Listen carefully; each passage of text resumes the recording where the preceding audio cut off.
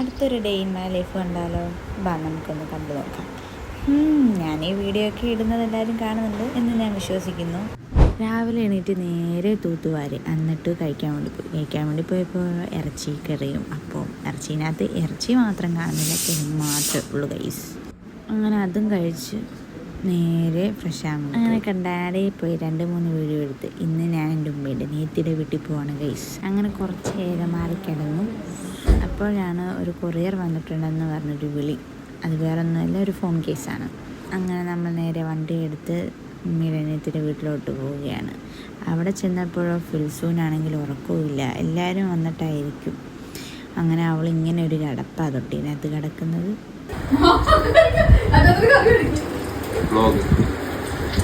കുറവാ, ഞാൻ കൂടുതലൊന്നും കഴിക്കുന്നില്ല. ഡയറ്റിങ്ങില്ല, ഫുഡ് കുറക്കാൻ ഡോക്ടർ. എനിക്ക് പ്രാന്ത.